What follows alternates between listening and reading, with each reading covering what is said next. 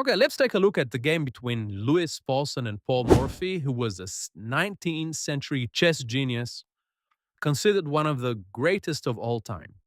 His acumen for chess tactics was basically second to none. Now, in this game against Louis Paulson, who was himself a great and famous player, Morphy was able to turn his development lead into a mating attack.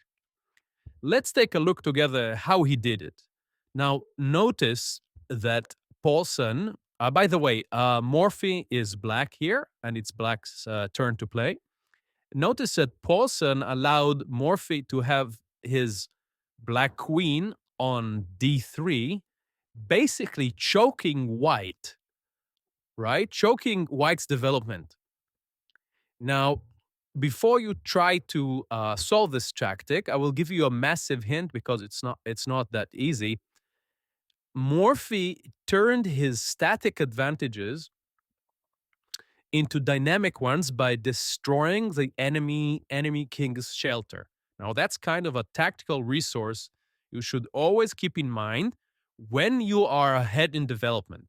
Okay, so you can see that black is ahead in development, and in this type of scenario, you should always try to find ways to take advantage of the fact that you're ahead in development, and it's really interesting to see how Morphy was able to take advantage of it. So pause the video, analyze the situation, analyze the position, and try to find the best move. Okay, let's take a look at what Morphy actually did.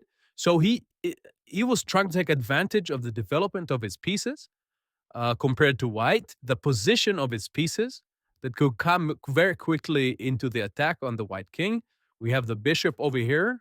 We have the bishop here that can come over here. We have the rook here. We have the rook here. So what Morphy did is to blast open white's king's position. So sacrificed the queen, white captured, flow in the rook, white must move, bring in the bishop, and now take a look that now the white squares in the area of the king are very weak and unprotected, and there's something also that Morphy used to make the king over here.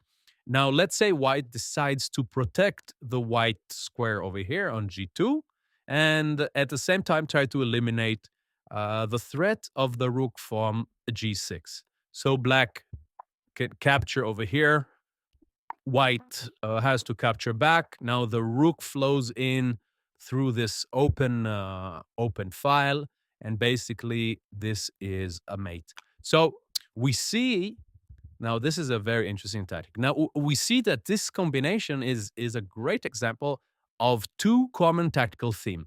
One is a destruction of the king's shelter and the weakness of the color complex, especially of the white squares around the king. And in this case, the black queen sacrifice that we saw over here basically opened the lines for the rest of the pieces to penetrate through the light squares. So I hope that you enjoyed it, and see you in the next video.